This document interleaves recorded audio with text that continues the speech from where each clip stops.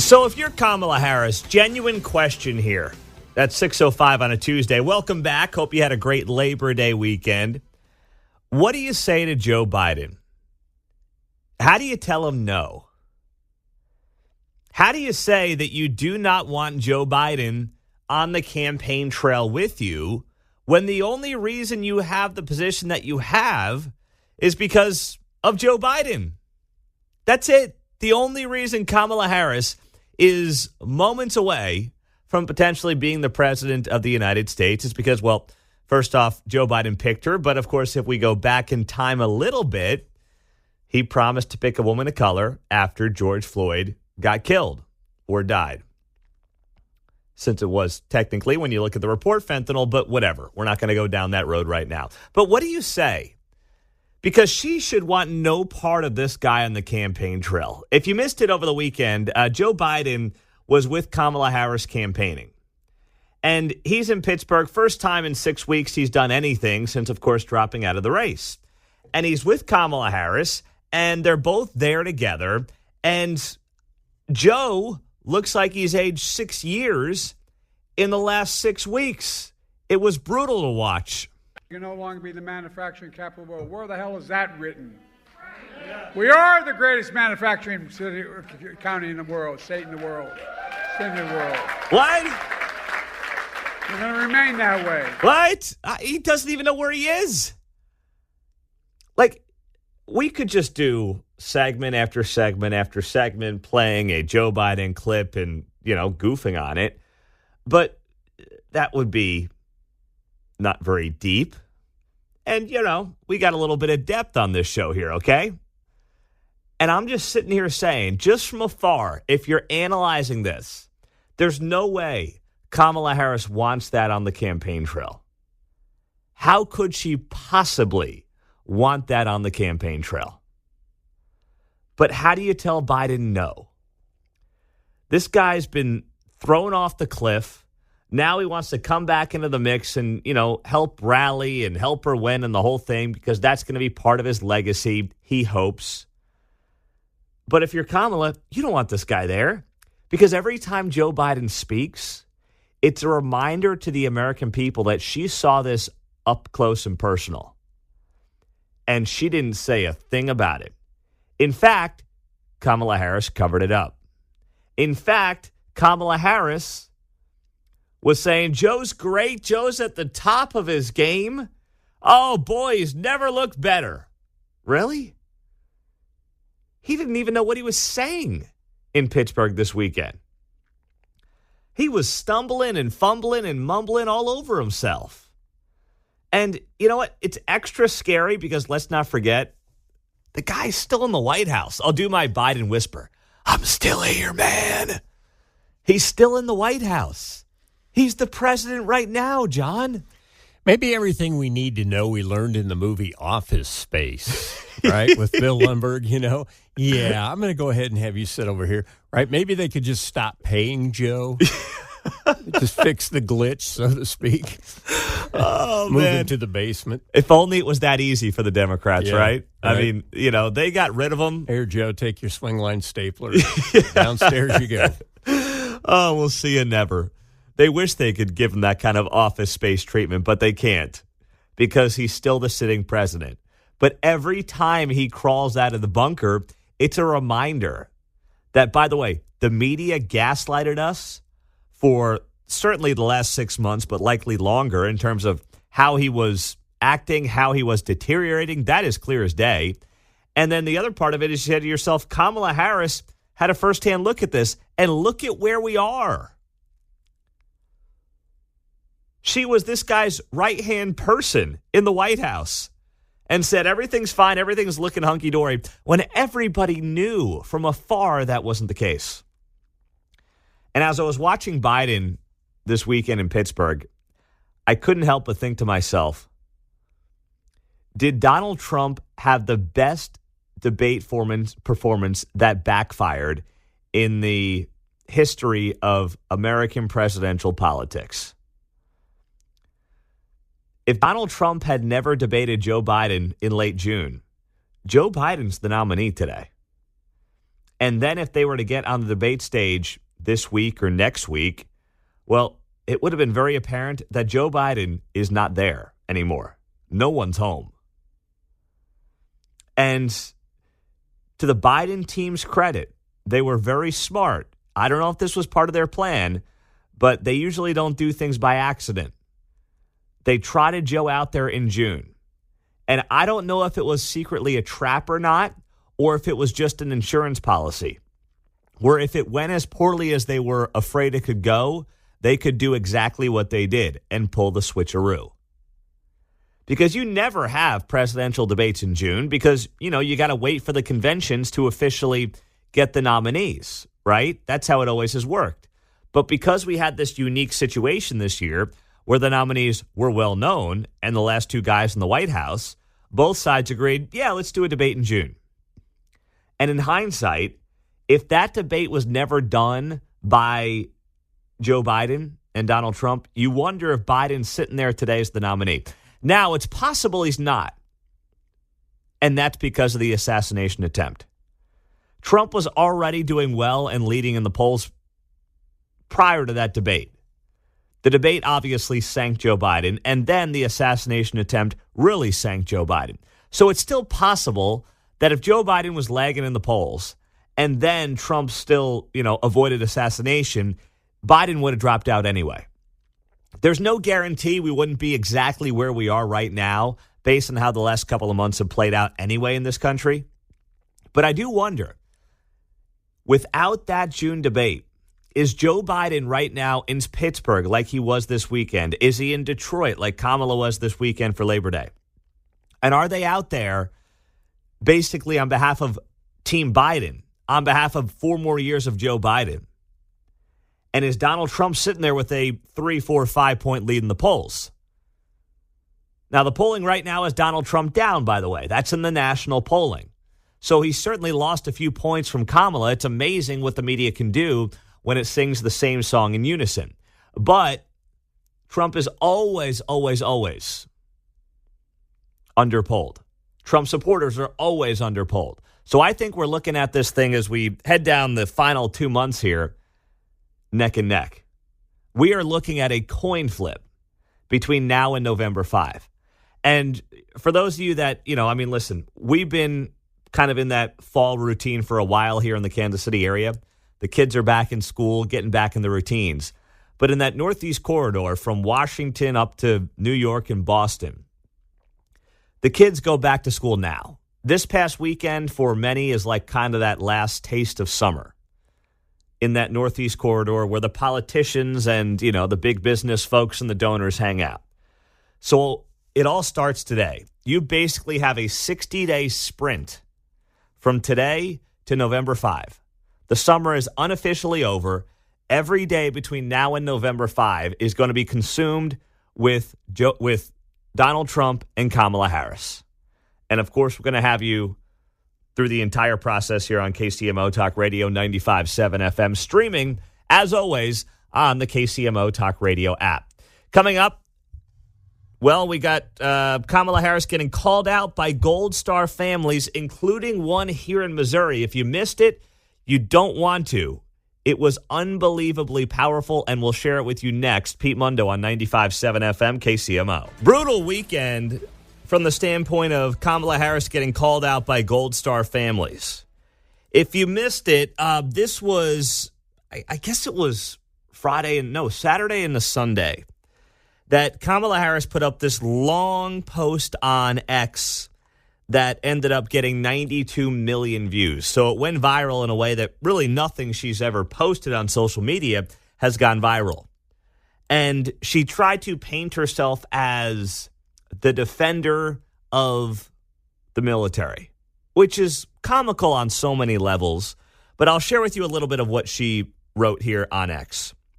Talking about the visit of Donald Trump to Arlington National Cemetery and how there was some controversy around it. Trump's photographer or something got into a beef allegedly with some of the folks at the Arlington National Cemetery. So this became a big talking point late last week. If you were maybe out of town enjoying a long Labor Day weekend, this became something the media tried to drum up. It's amazing how every 4 years They try to paint their own party, the Democrats, as the party of like rah-rah military, red, white, and blue, when they're more interested in waving trans flags from our, military bases than they are the American flag in too many cases.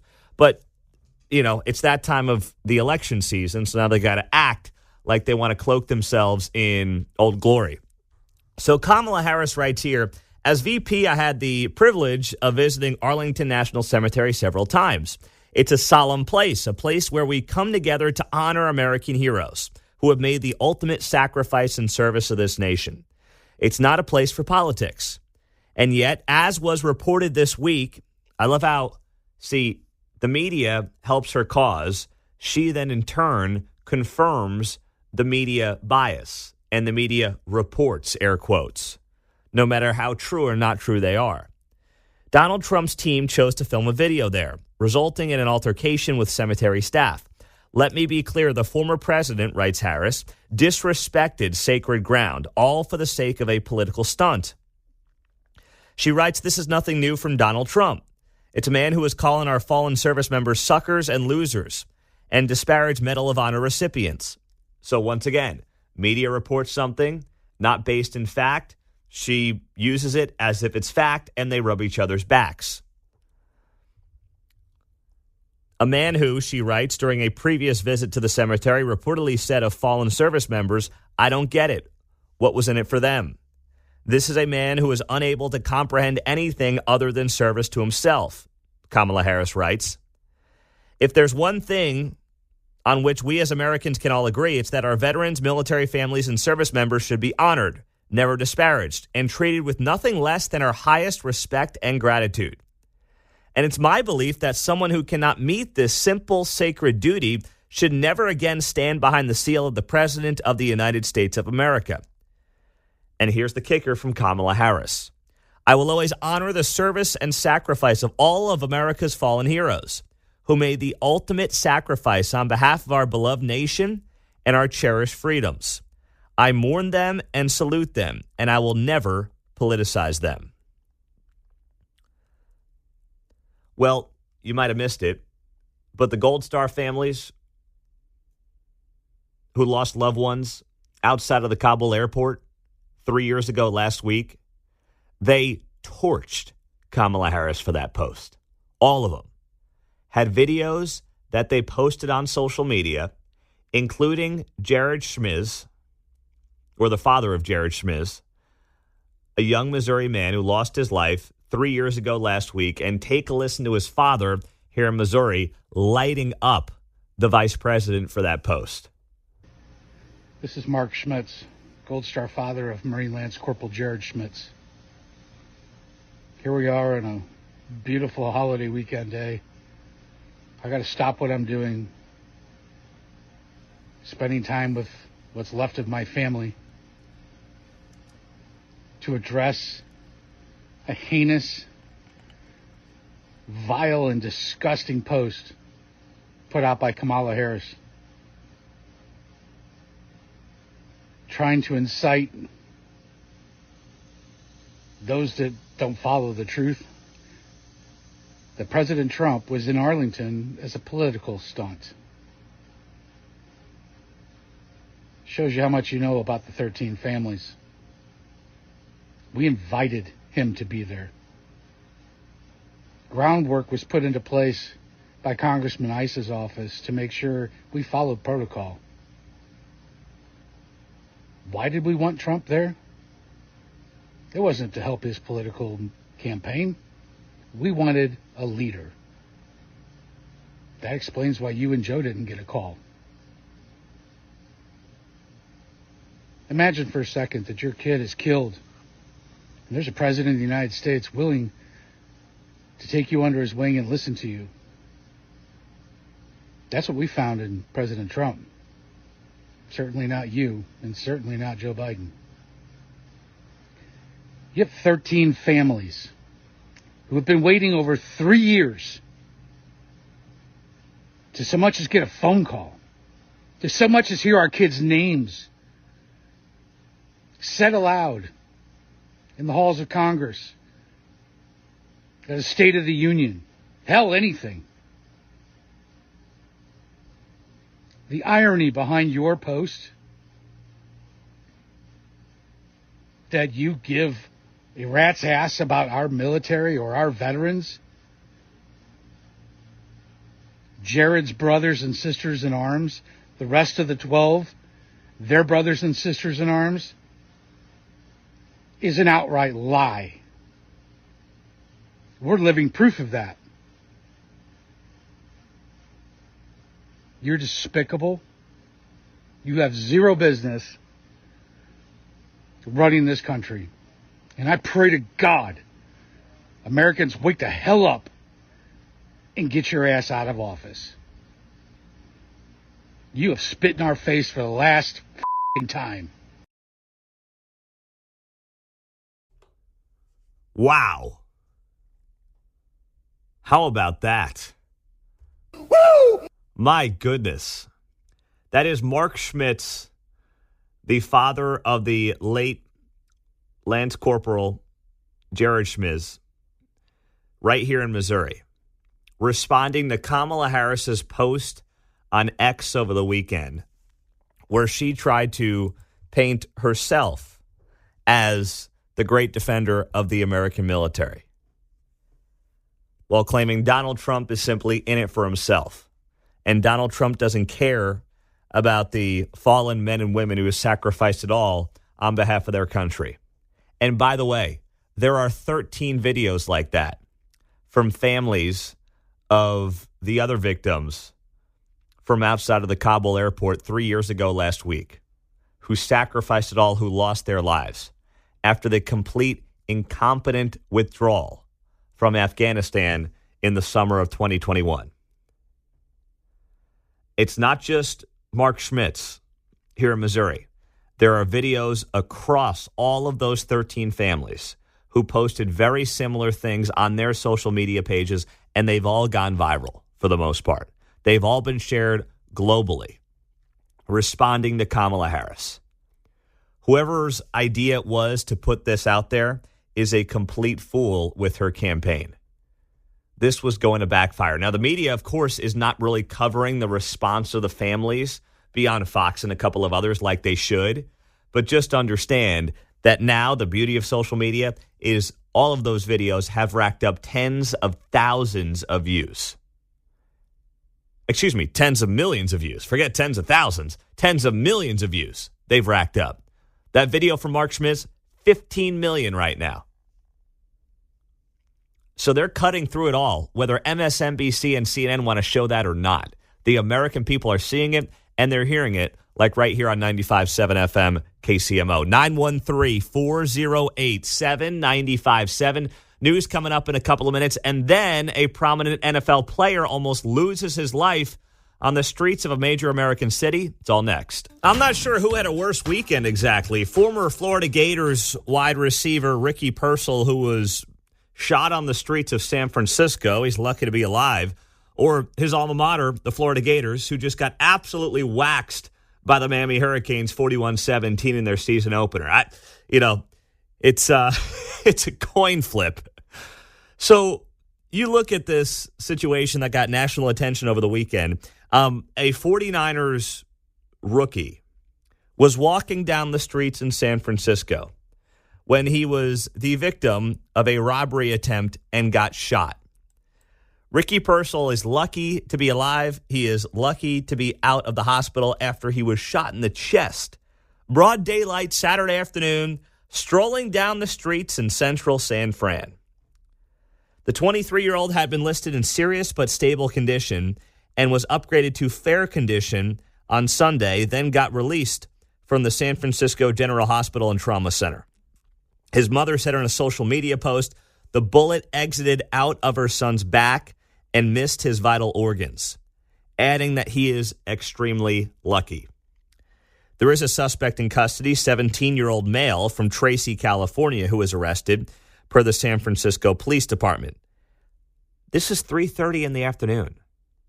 3:30 in the afternoon in San Francisco, when this 49ers rookie just gets confronted by a 17-year-old and almost loses his life.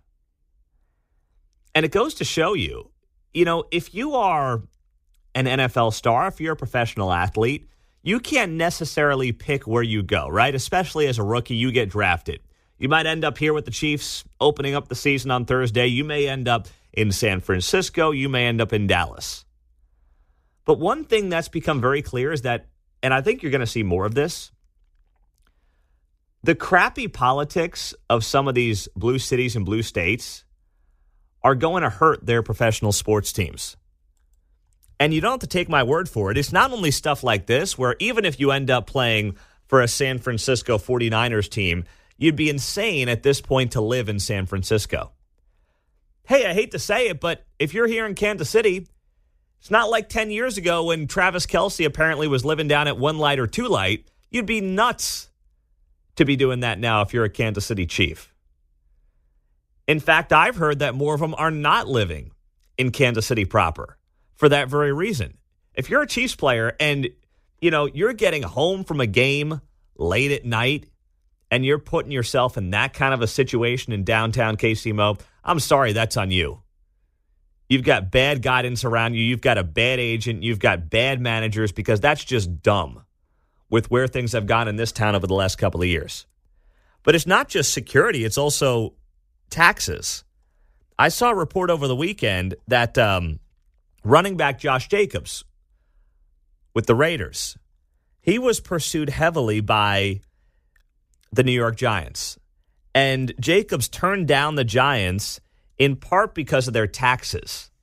He basically realized, hey, between state taxes and some of the other things, well, why am I going to go there? Why would I bother playing in a place like New York when I can stay in Nevada, no sales tax or no state income tax, much lower cost of living? Your money's going to go a heck of a lot further. Why would I bother with any of that? So you look at these policies, whether it's their tax policies, whether it's their crime policies, and you say to yourself, I could see more and more of these professional athletes and their agents, by the way, steering them to more conservative parts of the country because they realize their money goes further, and money talks for these guys more than anything else. And by the way, that's okay. That's capitalism. I just don't want them to be hypocrites about it, right? I can't stand when then they'll do their whole woke-a-doke nonsense when full well knowing when push comes to shove, they're trying to pay as little on the tax front as possible, as we all should be, because the government does nothing but waste our money. I respect that. Just say it and be outright about it. Don't play the old song and dance when it comes to the politics of the moment, whether it's presidential politics or otherwise. So you've got one guy getting shot over the weekend in deep blue San Francisco, lucky to be alive, Ricky Purcell, rookie for the 49ers.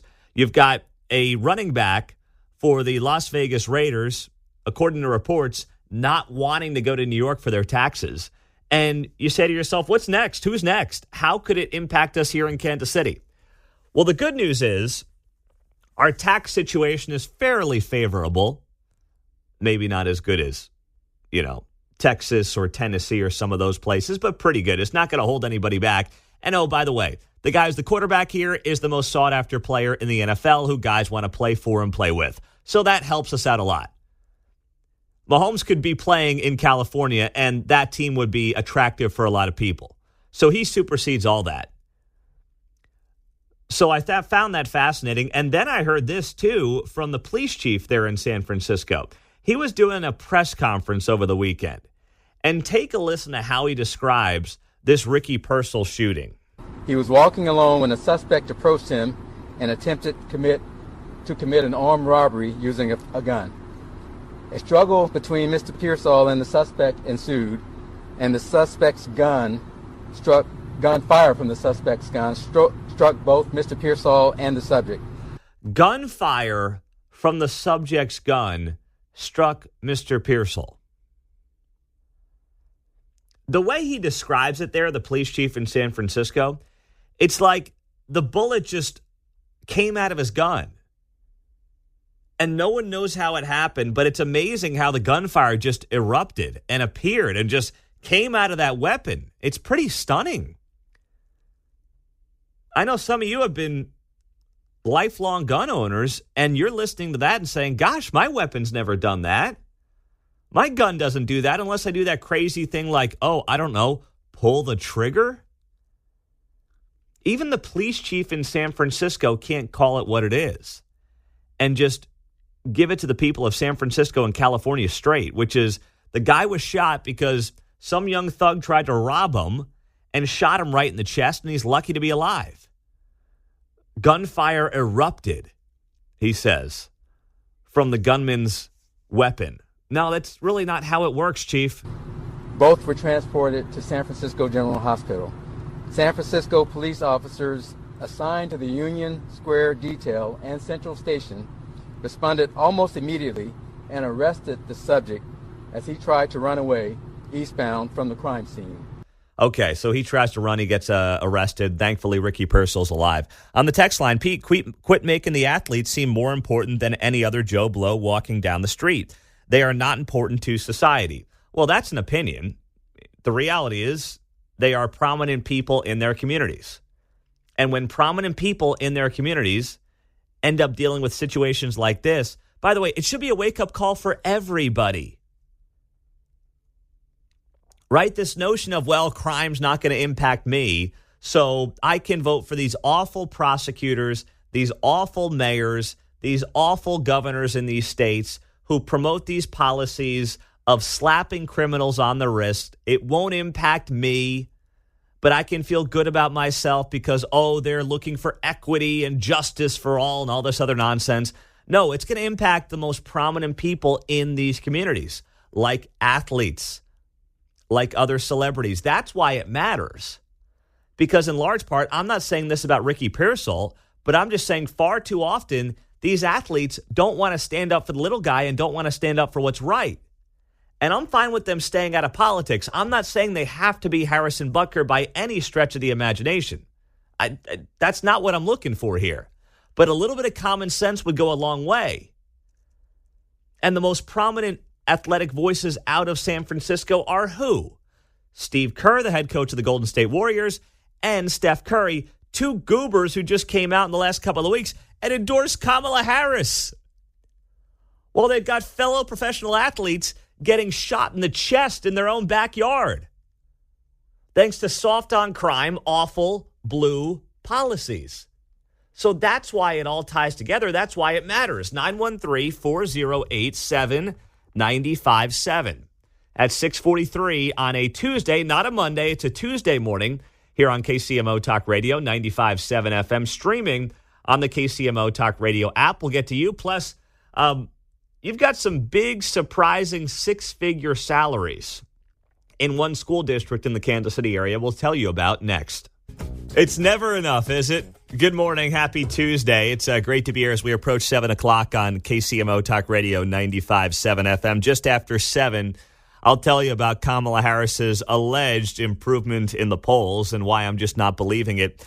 But right now, Shawnee Mission School District is looking at the possibility of whether community donation practices are equitable. The district is unique in the sense that parents are able to fund some of the positions, right? There's a lot of wealth in parts of the Shawnee Mission School District, and there's a task force right now under the guidance of the school board in Shawnee Mission that is exploring the idea of basically parents, when they can, if they can, funding different things within the school district that the school district cannot fund because, they definitely aren't getting enough tax dollars in Shawnee Mission. I mean, there's no way they're just coming close to what they need when it comes to tax dollars. Well, our good friends over at the Sentinel did some research on this, and they found there's probably a lot of places that the Shawnee Mission School District could be saving some money. Look at these numbers here. For a school district that says it needs basically parents to fund new positions and other positions that are critical for kids, I'm not here to knock any of these positions, but to be very clear, you tell me if this seems a little ridiculous to you. Shawnee Mission spent over $500,000 on 6 administrative interns last year for the 23-24 school year. I'm looking at the list right in front of me here. Administrative intern, $82,407. Another administrative intern, $80,699. And there's another one at $77 grand, $76 grand, $73,000, $71,000, and $61,000. $500,000 on administrative interns for the Shawnee Mission School District. They have a 4-person communications team that cost more than $400,000. Their diversity coordinator made $86,000. Their custodial coordinator made $100,000. They have a groundskeeper who earned more than $100,000. And almost 30 people with custodian in their title earning more than $50,000.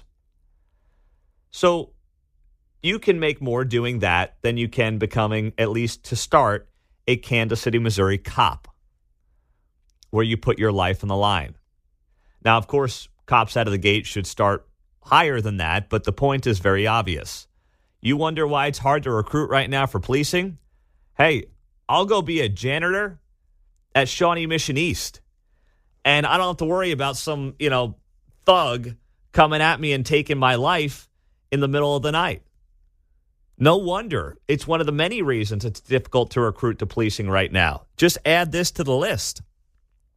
So you look at all these different roles that exist within the Shawnee Mission School District, and you say to yourself, and the parents, the school board has the audacity to try to possibly ask parents to fund some new made-up staff positions?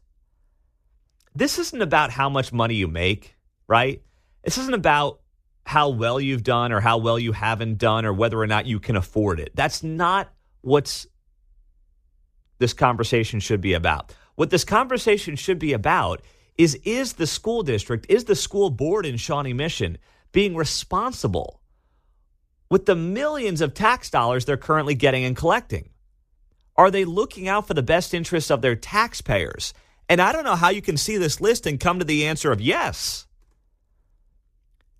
Are there parents, and some of you, who could help chip in money to fund different things for the school district? I'm sure many of you could. And God bless you for that. I love you for that. This is America. We love capitalism here on KCMO Talk Radio. The irony, of course, is that many people in the school district who are in charge hate capitalism, but then when it's convenient for them, they want the rich people to fund all these other pet projects that they apparently, air quotes, can't fund because they're spending $500,000 on administrative interns. That's nuts. I hope that parents in the district put their foot down and say, you're getting a lot of dough here.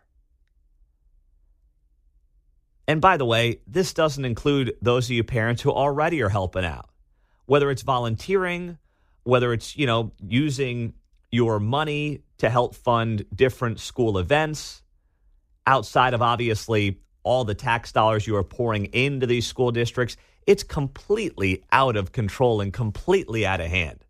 And it's time that, parents put their foot down and say enough's enough. 913-408-7957. That's the studio line.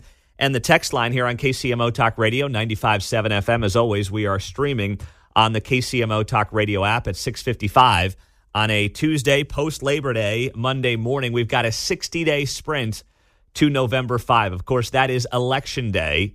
And you've got Donald Trump, who had a quiet weekend. Kamala Harris had a very busy weekend.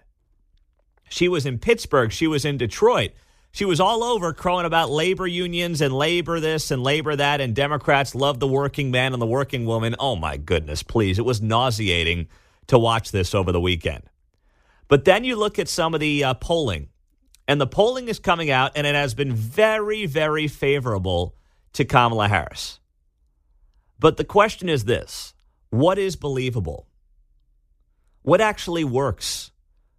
What makes any sense when it comes to some of the polling that you are seeing out there? For somebody who was the least popular VP, by the way, in modern American history, before Joe Biden and the Democratic Party installed her as their preferred choice, mostly because they realized they had $100 million in the bank and she was the only person who could use that money. Don't forget that. All the money the Democratic Party had raised for Joe Biden could only be transferred to Kamala Harris. and they came to the conclusion that they could not burn $100 million away. So they said, we'll put Kamala in there and we'll let the media do its job and make her look like this amazing candidate that everybody should want to be the next president of the United States. And, of course, none of that's true. But, hey, they've done a pretty good job through 6 weeks trying to make it true. So what is the polling showing? What actually makes sense? Are you buying any of it? We'll get to that just after 7 o'clock. Pete Mundo on a Tuesday morning on KCMO Talk Radio. The polling is out, and I can't help but come to a conclusion once in a while that it is nothing but propaganda. 7:05, welcome back from Labor Day weekend. It is great to be here on KCMO Talk Radio, 95.7 FM. So you look at some new polling that was done over the weekend. Emerson College and The Hill released it, and it shows that Kamala Harris is leading Donald Trump in Nevada and Georgia, while Donald Trump has a slight lead in Arizona in that very same survey. Now, this is a trend that is starting to show across the entire Sun Belt, where Kamala Harris is far surpassing Joe Biden and the numbers he was producing in places like Georgia, all the way down through places like Arizona in the Southwest. Some of those key swing states. I mean, this whole thing's going to come down to what? Arizona, Georgia, throw in Nevada, Pennsylvania, Michigan, Wisconsin, maybe in North Carolina. That's what it's all going to come down to. There's about 6, 7, 8 states that will determine the 2024 presidential election. And I can't help but think that part of this is the media doing its job to make it attractive to the swing voter to vote for Kamala Harris. Let's be honest. People want to vote for the winner. This is just like sports, unfortunately. I hate the fact that I'm saying that, but people want to root for the winner in sports. That's why they call it a bandwagon. Fans like to jump on a bandwagon, right? When your team does well, guess what? You get more fans. There's a lot of Kansas City Chiefs fans today who were not Chiefs fans 10, 15, 20 years ago, 30 years ago, when John Anthony's in a half-empty stadium in Arrowhead in the mid-1980s. A lot more fans today. Why? Because they're winners. That's how it goes. And the media propping up Kamala Harris the way they have suddenly, just human nature, made people say to themselves, if other people like Kamala, if she's leading the polls, maybe I need to like Kamala Harris. It's amazing because as vice president, her popularity was in like the low 30s when you look at things like her approval ratings. And then Joe Biden drops out on a Sunday and she's installed as the candidate. And for the last 6 weeks, you've got nothing but Kamala's the candidate of joy. Kamala's the candidate of unity. Kamala's going to bring us all together. And no, she has had nothing to do with the policies of the Biden-Harris administration for the better part of 3.5 years. She's going to turn the page. Turn the page from what? I've been in this never-ending 500-page novel that makes me want to blow my brains out for 3.5 years. What are we turning the page from exactly? That's what she's trying to, and frankly, her media friends are trying to promote, are trying to gin up. And it's manufactured, but guess what? It is working to a degree. Anybody telling you it's not working, anybody sitting there saying that there's actually not something there isn't paying attention. This thing is going to be razor thin. Now, do I think she's ultimately going to win Georgia? I don't. I mean, talking to people in Georgia, they don't think she's going to win Georgia. But the fact that it's as close as it is tells you a lot right now, which is why Trump's got to be in his A game, which is why Trump has to be partnering with people like Brian Kemp, the governor in places like Georgia, using them to his advantage, not trashing them on social media. Every single vote, it's cliche, but it's going to count. 913-408-7957 Topeka is where John is hanging out on a Tuesday. What's up, John? Hey, good morning, Pete. You were talking about Joe Biden, and the debate there earlier. Yes. And whether or not they had that planned. Well, I was thinking about it, and in the Bible, there's a story about King Nebuchadnezzar, and he was the most powerful king, one of the most powerful kings in the Bible, and he lost it. He was out in the field eating grass with the oxen, and they'd seen this, and in the Bible, that's a story from a long time ago. Well, here we have Joe Biden fighting corn pop, eating ice cream, thousands of years later, most powerful country on the planet, and we have the same thing with our leader. And with Kamala Harris, if they were to take Biden and all his, wandering around and aimlessly, wandering lost and put dates to it, and then ask who was in charge this whole time, and then Kamala's face, saying, of the country, that'd be a great ad. And the fact is that, them planning on the June debate, movie quote time. No, you get one reference a call there. You already referenced the Bible. I can't go to movie quote time there, John. I'm going to have to charge you for that one, okay? Thank you, buddy. I'm confused. All I know is this much. Joe Biden is not the second coming. Leonard's in Shawnee. What's up, Leonard? Pete, I really don't look at polls. I look at history. In my opinion, with the economy and the unrest in the world and the border, I just think at the end of the day, when it comes to people voting, especially like these suburban moms, when they see what the prices are at the grocery store, the gas prices, they're going to vote for Trump, and that's the way I see it. Thank you, Leonard. Here's the thing. I don't think they're going to vote for Trump, that constituency in particular, but Trump's goal has got to be this, to not lose them by too wide of a margin. The polling makes it very clear right now that men are breaking for Trump, women are breaking for Kamala Harris. And we may have the largest gender gap in the polls that we've ever had in American history when all is said and done. So Trump's goal has to be simply this. Make sure the losses with suburban women, to Leonard's point, is as small as possible. You're not going to win them, right? But that's true for a lot of demographics. What is Trump trying to do? He's trying to close the gap with black men and Hispanic men. He's not going to win them, but he's just got to take the margins and try to shrink them as much as possible.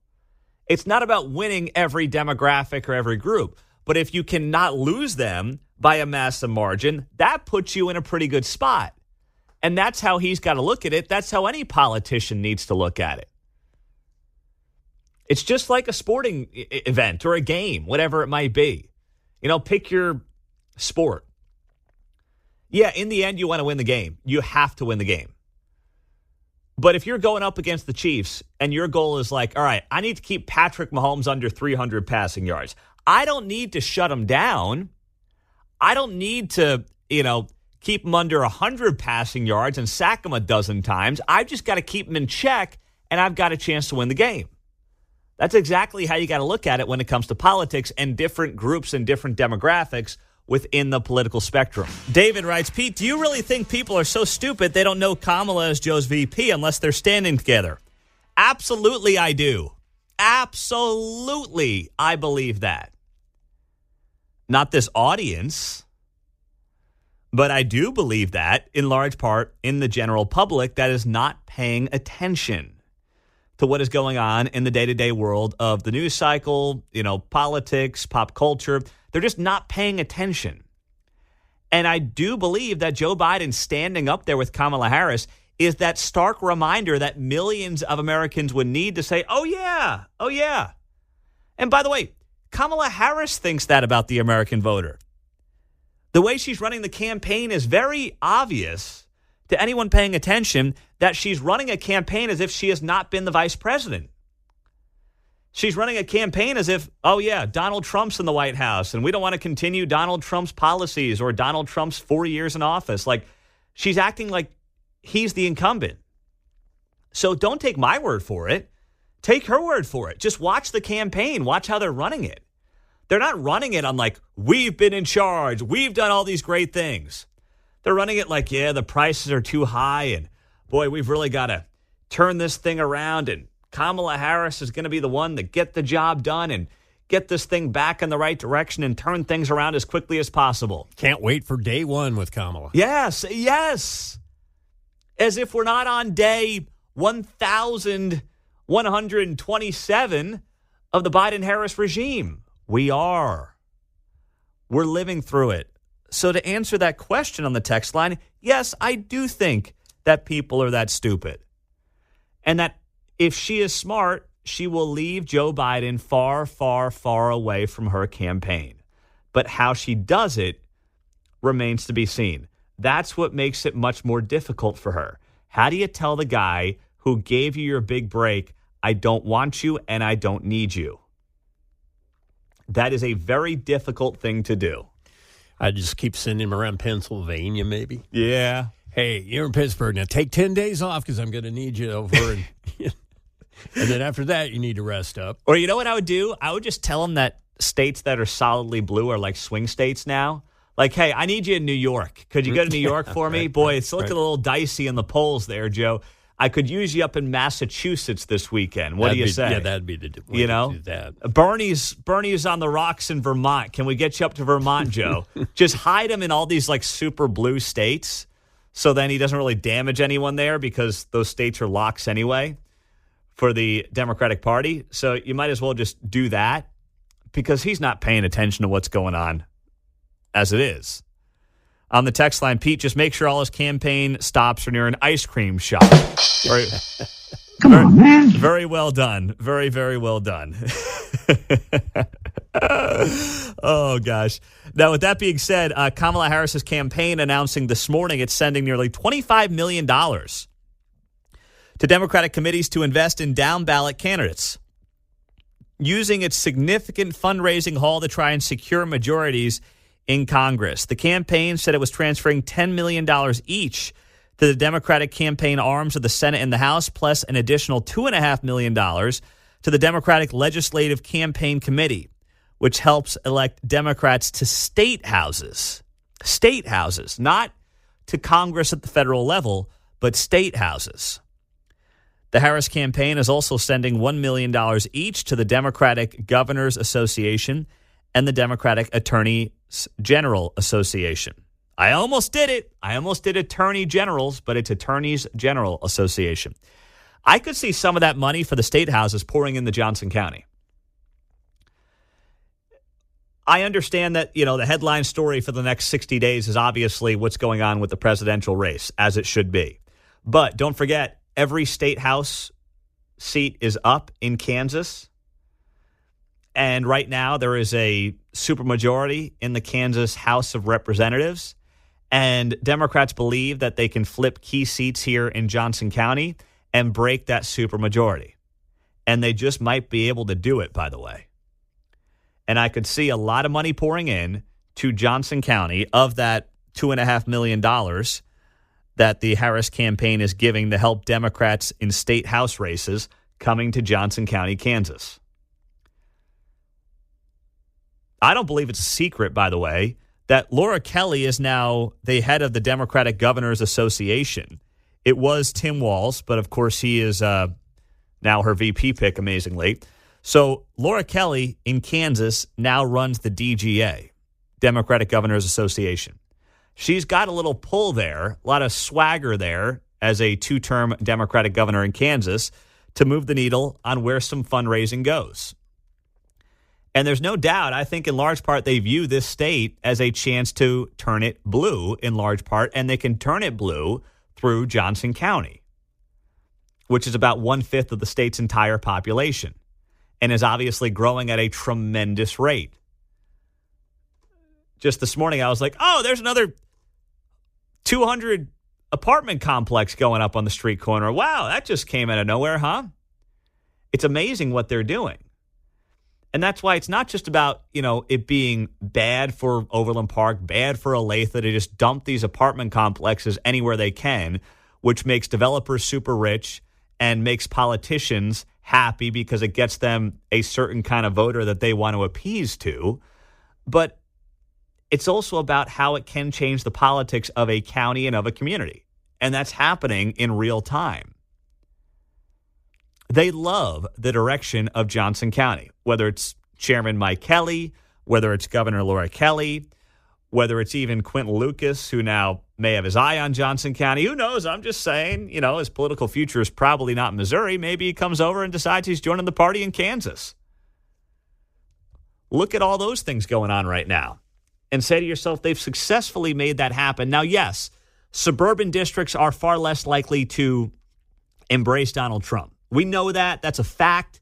Trump has hurt himself in large part with the suburban voter. Sad to say, but the facts are undeniable. The polling's undeniable, right? So it does take two to tango.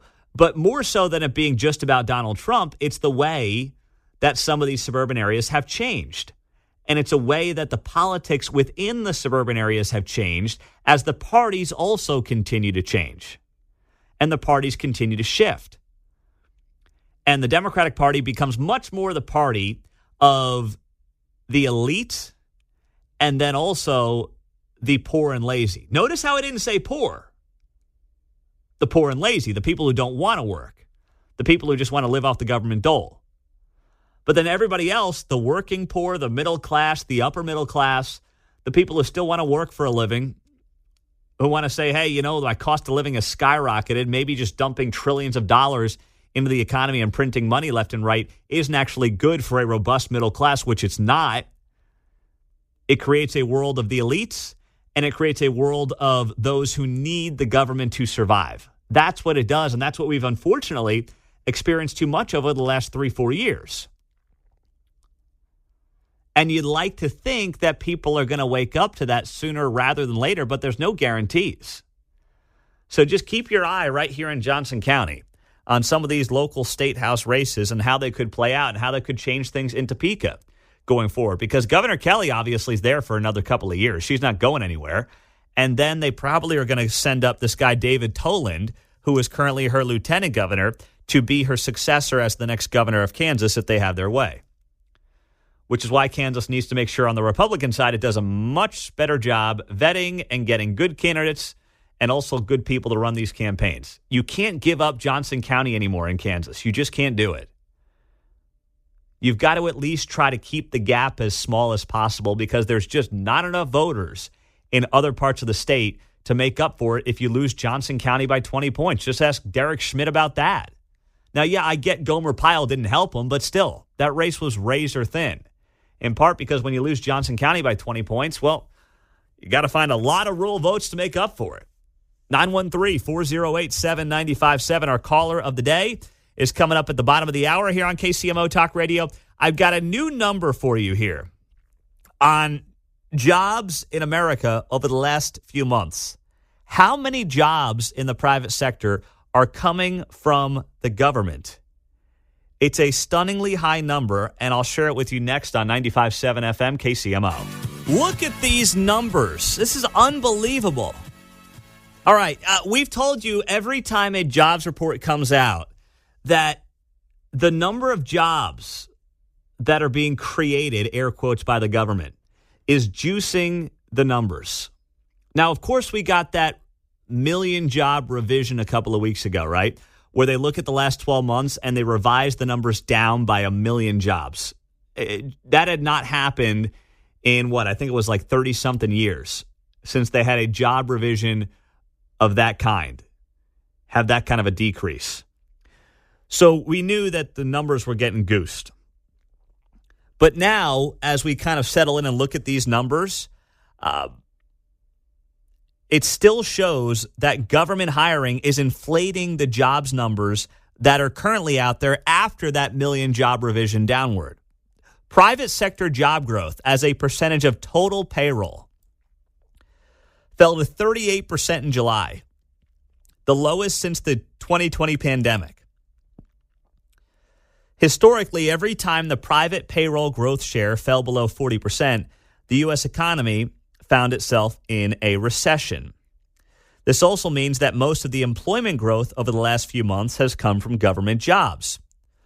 Over the last 1.5 years alone, so 1.5 years, 18 months, the government created nearly 1 million jobs, the most since the 1990s. Meanwhile, the private sector hiring rate fell to 3.7%, the lowest level since April of 2020. I don't know how you can see those kinds of numbers and be like, everything's great. Everything is going so well. There's nothing to see here. Now, government jobs are not just like IRS agents in Washington, D.C. and New York. Government jobs are also at the very local, municipal, county levels, right? And you have seen a massive growth in city revenues right here in the Kansas City area and in county revenues. Overland Park's revenues, and as a result, their expenditures are up tremendously over the last few years alone. Like I want to say 30, 40, 50%, something insane the last 3-4 years. Why? They're collecting more money than they ever have from your property taxes because the cost or the value of your home continues to skyrocket, through sales taxes because just basic math, as the price of goods goes up, what happens? Sales taxes go up. If the price of your groceries are up 20% at your local Hy-Vee and Price Chopper the last 3 years, well, what happens? The amount of money collected by your local and state governments goes up 20% because your sales tax rate didn't change. Now, I know in Kansas, maybe a bad example, but in Kansas, of course, they dropped the sales taxes on groceries, but that still is collected by the city that you live in. So they're getting an extra 20% on their sales taxes than they were getting just 3 years ago. That's the dirty little secret of inflation. It actually, in a weird way, helps the government, especially at the local level, where they don't have to worry about whether or not the country's $35 trillion in debt. They're just getting theirs. They're collecting their money. So no one ever talks about that angle of this, how you've got local municipalities and county governments and state governments who are getting high on the hog and very rich over inflation and because of inflation. And as a result, they're collecting more money, they're spending more money, and they're doing things like hiring more people. So that's the kind of stuff that is getting massively overlooked in our current economic climate. And here's what happens. Eventually, the government runs out of other people's money. The government inherently does not create anything. It does not do anything that is in any way successful or brings things to your life outside of basic services, right? I mean, yes, you want them to have the cops, the firefighters, pick up the trash, keep the streets clean. That's what you want them to do. But they don't grow anything. They can't grow anything without your money. So if the private sector is not growing at a robust rate, eventually the government can't keep taking more and more. Because as they hire more, as they grow, their side of, the economy, air quotes, which is really a made-up side of the economy, what ends up happening? They can't keep that rate going because the private sector money eventually dries up and it doesn't exist anymore. And then they get to the shaming part where they say, you're going to have to do with a little bit less. Yes. Cut down from 5 mansions to 4. Yes. That's exactly right. Share that well. Yep. On the text line, Pete, are these government jobs all DEI hires? No, they're not. They're just getting the assistant administrator and, paying them $100,000 a year and the whole deal. That's what they're doing. I mean, heck, we've got a great example here in the Sentinel, and we talked to Dave Crawford about it this morning. Shawnee Mission School District is saying, hey, we might need to have the parents help us with filling in some of the gaps in our budget. Well, guess what? The Shawnee Mission School District last year spent over $500,000 on 6 administrative interns. They had administrative interns making anywhere from $75,000 to $85,000 a year. They have a 4-person communications team that costs more than $400,000. They've got a customer service director being paid $122,000. By the way, who are the customers if not the students? We used to call that, the secretary that you call up at the school back in the day. Department of Redundancy Department. Yeah, exactly. They've got $250,000 they spent on a 4-person TV production unit. What? TV production unit? What are they putting in for Emmy Awards there at Shawnee Mission High School? That they have, I think, over at Broadmoor. It's their technical. It's a program. I don't know how many kids use it. They have like a culinary program and some things where kids will do that junior, senior year. That's cool. Half a day thing. That sounds like a good thing for like one teacher to do, for kids that want to get into that line of work. Well, certainly I know Baker University didn't have near that much money for equipment, Exactly we were right. on a tin water screaming across Exactly. the campus. Hey, the villain from Journey. Yeah, I mean, at Villanova, we didn't have anybody. We had a volunteer professor who's like, yeah, sure, I'll do some radio on the side, I guess. A groundskeeper earning more than $100,000 a year, and 30 people with custodians in their title earning more than $50,000 a year. This is not to say you don't need custodians, but the notion that these government entities, from your schools to your cities to your counties, are running tight budgets and efficient budgets while you're trying to squeeze every last penny you can out of your own budget for your own household. That's what gets insulting.